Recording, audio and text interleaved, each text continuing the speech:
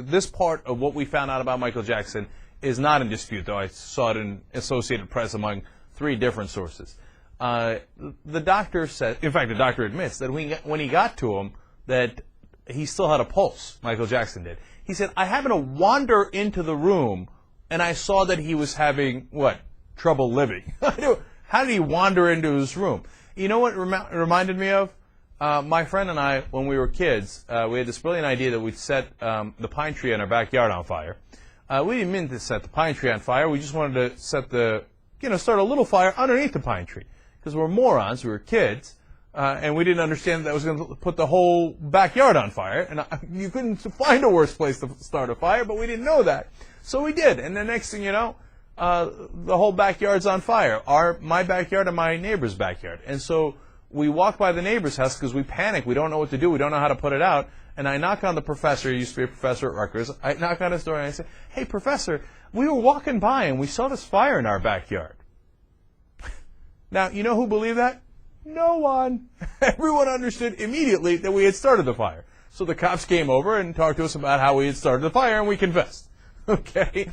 So now the doctor's like, well, I happened to be walking by when I noticed he wasn't alive anymore. Like, of course, no, you were there. You gave him the shot, or you did whatever.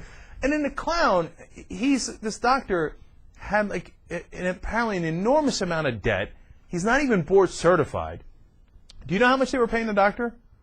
$150,000 a month. Now, you don't pay a doctor $150,000 a month unless you're paying him to do things that he shouldn't be doing, and he's trying to get his ass out of debt. And he ain't a very good doctor in the first place. So is there something fishy with the doctor? Of course! Don't be a schmuck. Obviously there's something fishy with the doctor. And, I mean, the guy doesn't just up and die out of nowhere, and everybody says he's a drug addict. Even his best friends, now Deepak Chopra, coming out and saying he obviously had and what I mean by drug addict is not, coke or crack or whatever. Crack is whack, and he knows that. Whitney told him.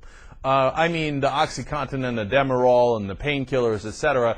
And they're saying he had that problem all the way back till at least 2005. His family and friends are saying this. And the doctor says, the doctor lawyered up, and he says, no.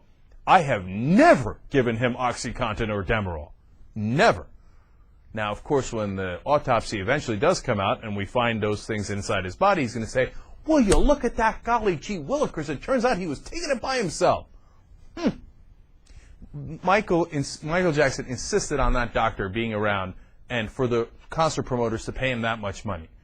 Gee, I wonder why, because that's the one doctor who was willing to fill out those prescriptions and play ball. I think that is absolutely obvious. So, now the autopsies, the fake ones got released, but they're apparently not real.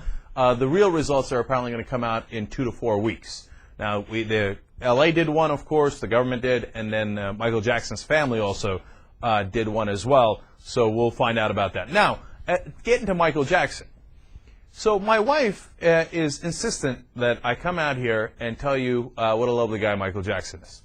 Okay, she's been trying to convince me all weekend. I mean, non-stop, that I've misinterpreted him.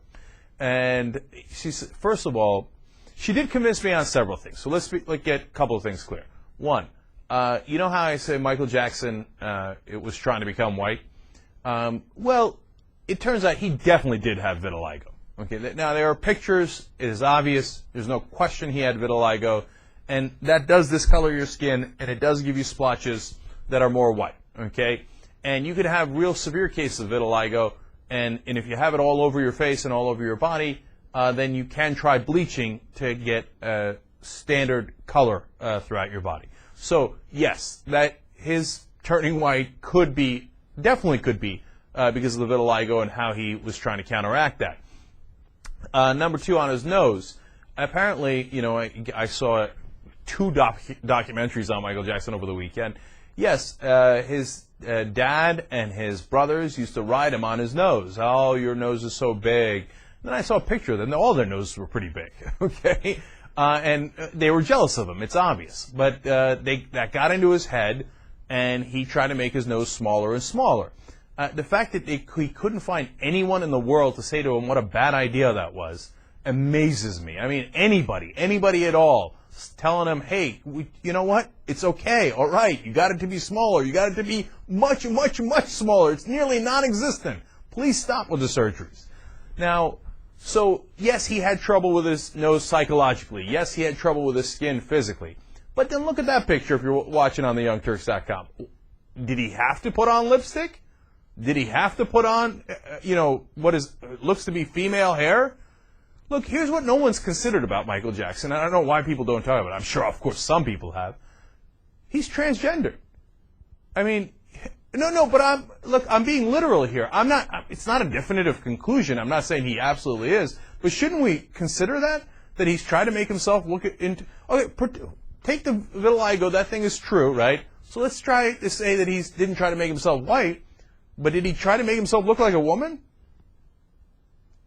Yeah. I mean, am I the crazy one? Am I the one who took the crazy pill? Look at his pictures.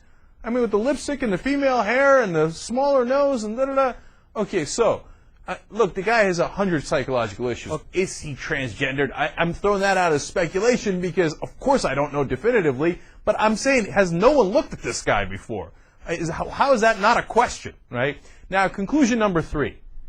He was not straight. Okay, I don't think I'm breaking any news here, right? But we have to consider this as to what his mental state was, right? I mean, look, here's how we know he wasn't straight. Forget the kids, because child molesters can be straight or gay, obviously. In fact, a lot more child molesters are straight than gay. A lot more people are straight than gay, et cetera, et cetera. He married Debbie Rowe.